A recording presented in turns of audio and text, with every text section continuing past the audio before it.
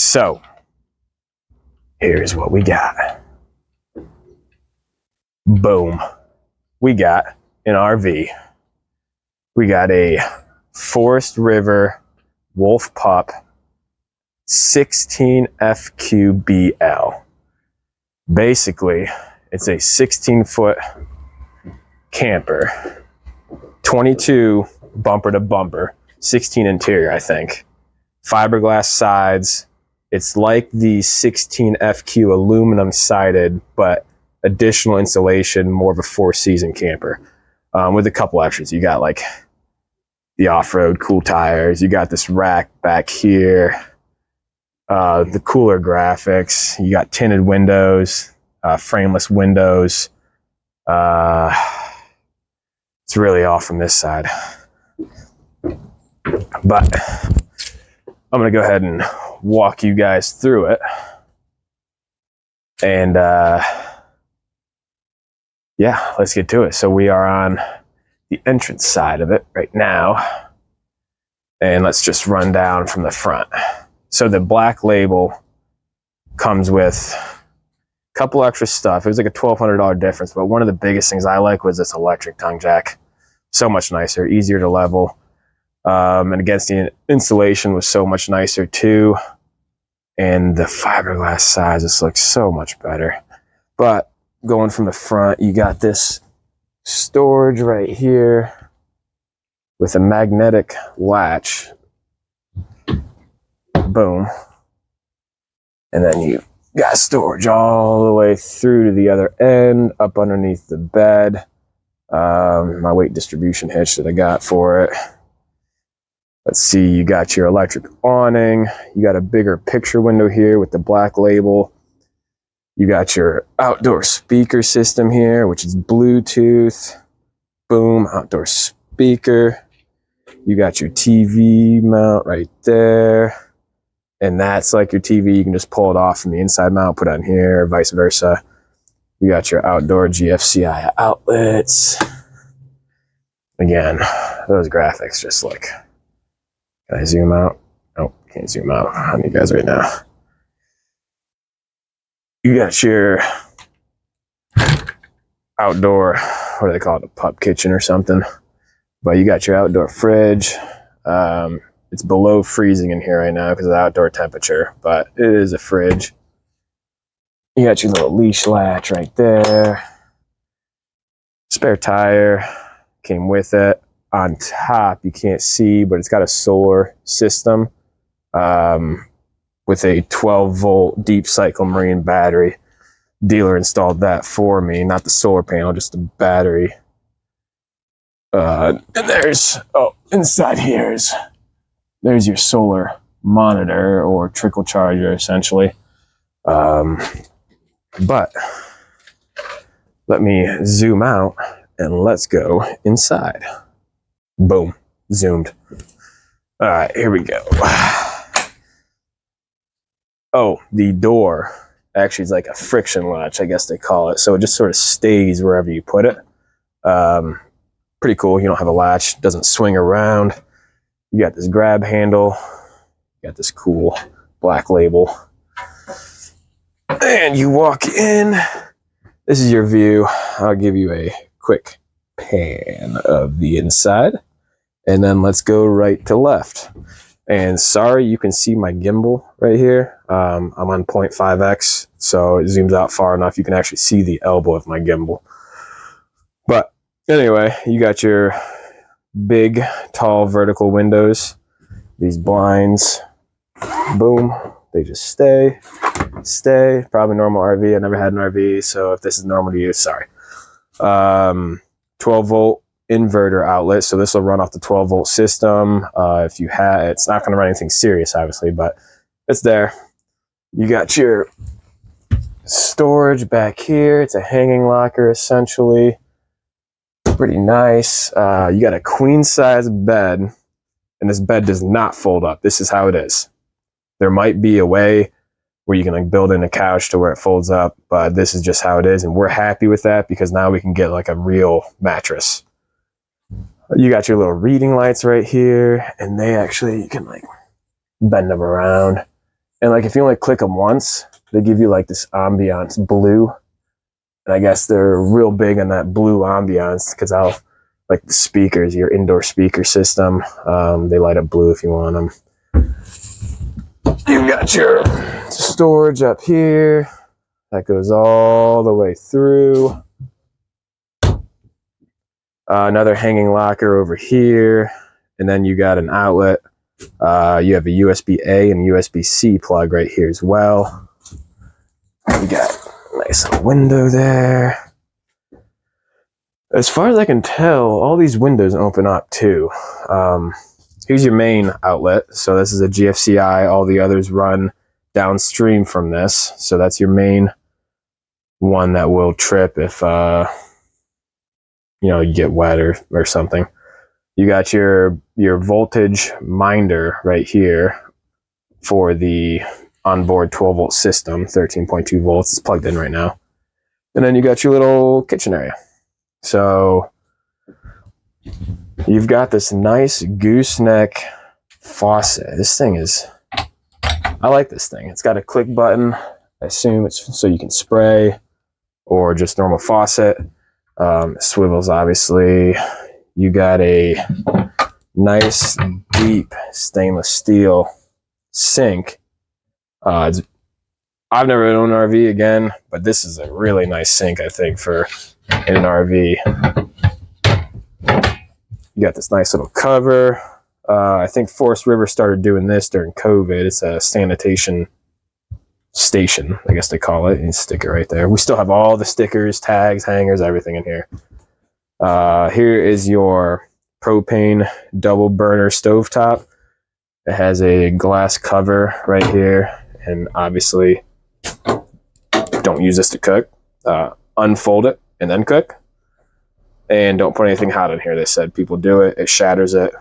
Don't do it. It's got a sticker there.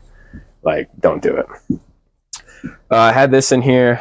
This is a little space heater, 1500 watt. I wanted to see how much it would cost in electric to run that heater versus the propane furnace down here, because I don't want to have to keep filling up the 20-pound bottle if we are running heat in the campground or at home using it or whatever we're doing. It came out to a little less than $2. The ambient temperature outside was 35. We ran it for 24 hours, had a meter on the plug, and it come out to about $2 at 14 cents per kilowatt hour. So, in case you want to know. You got your storage up here. More storage. Exciting. Your little microwave right here. I guess these have an issue with coming loose, so check and make sure it's tight. From reading on the forums, that's what I heard. And this was a go, no-go for us camper shopping because Coda is going to travel nurse. She's going to travel nurse in this, and that was the whole purpose of us getting this. So she needed a full-size fridge. Harley, what are you doing? Hey. She's getting in trouble. So we wanted a full-size fridge. And this one is a 12-volt RV fridge with no propane option. So normally you have like the option to run your fridge off the propane. This one does not have it, so it makes it a 10.3 cubic foot fridge, and it goes all the way back. And that's a pretty good size fridge for a 16-foot camper, in my opinion. Here's the freezer. This says that we are at 0 degrees Fahrenheit. Again, probably has something to do with the outside ambient temperature. Let's see what the fridge says we're at. The fridge says we're at 20 degrees. Yep, so it's probably the ambient temperature. Again, it got pretty cold last night. I don't know what that is. Auto detect lead acid. I don't know. There's your battery disconnect if you want to disconnect from the marine deep cycle battery that the solar panels charge. They explained why you might want to do that, but I don't remember. This is the carbon monoxide detector. Any bad thing starts beeping, don't disable it. Get out. Propane detector too.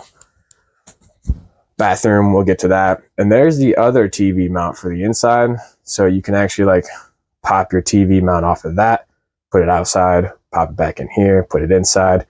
There's your cable hookups right there. So you hook it up there, you hook it up outside. There's a plug right there for it. Whatever you want to do. More storage up here. I wish there was a way to hold this up, but there's not. Here's your control center. So you got your water pump switch right here, your heated tank pads right here. It's got 12-volt heated pad on the freshwater tank. Here's your awning lights. Here's your convenience light. I think that's what that stands for. And basically that's just a big floodlight outside. Here's your awning. This would be for your slide if you had a slide. We don't. I guess you can check your battery voltage right here too. Your freshwater tank, empty. Black water tank, empty. Gray water tank, empty. Here's your thermostat. It's pegged out at 50, so it's cold in here. Here's your control center, so you can run off. You got zone 1 and zone 2 for your speaker system. Zone 2 is outside. Zone 1 is inside. You can select your modes, play. It runs Bluetooth, HDMI. Looks like that might be a USB. I mean, look at this. We still got hangers on it. This thing is brand new. You got another outlet right here. It says that's GFCI protected. Okay, so it's just because it runs in series with the other one. Again, USB-A, USB-C. Big picture window with those friction blinds or tension blinds, whatever you want to call them. Oh, all the lighting, they're just little puck lights. Just press them. There's no light switch, so that's how you turn the lights on. Here's your indoor speaker system. That's a sub. What do you call it, a sub? I mean, it's an RV speaker system. Nothing to write home about, but it's nice. Here is the bathroom, and this. So we were originally looking at the Nobo 19.3 or 16.6. It was a 16.6 because it was single axle. And the Nobos have like bunks and they sleep like 6 people, 7 people. And ours is like just Coda. And then sometimes me. So we were like, man, we don't really want the bunks. And I didn't know about the wolf pups. So we got a great lady who was our salesperson, highly recommended to us. And she showed us this Black Label, and it was awesome. It checked everything because it's only got one bed back here. No other. I mean, you can turn the dinette into a bed, but there's no wasted space with the bunks, which meant we could have a really nice bathroom and really nice, for a camper. So there's the pooper. You got your vent fan. Again, another puck light. All right, you got your vanity cabinet, which is actually pretty deep. I mean, you probably can't tell, but it's pretty deep. I mean, for an RV. You got your sink. You got a plug right there. Again, pretty nice. Right here is your on-demand water heater temperature controller. It's not on. The water heater's off. We're not using it, obviously. And here, this shower is pretty nice. I mean, you've got a sprayer or kind of a rainfall. I'll set it up. I'll set my phone up so you can see, like, I'm 5'10", and I'll show you where it comes up to my head and everything. But you got a rainfall right there. You got the wand right here. And then you've got like these 2 sprayers right here that are just horizontal sprayers. I guess they just spray out this way. This unit's winterized, so we haven't tried any of this, but I guess this is like where you select it. And then this is like your hot and cold right here. There's not really a lot of room to put your shampoo stuff, but I guess it's an RV. I mean, you're not going to keep it up there unless you're parked for a while. But it's pretty nice, I think. But yeah, here, it's not a technical walkthrough of it. We're just kind of excited about it. And I just want to show you guys it. Maybe it shows something that technical walkthroughs don't show. Anybody has a question about anything in here, let me know. I get a close-up video, but it's pretty nice. We're trying to figure out how to make it a standalone living space that's pretty self-sufficient at home. So basically hooking everything up to electric. We're hooking the hot water lines up to the house hot water lines. And basically the only thing that's going to run off of propane in here is going to be the burners, and no getting around that.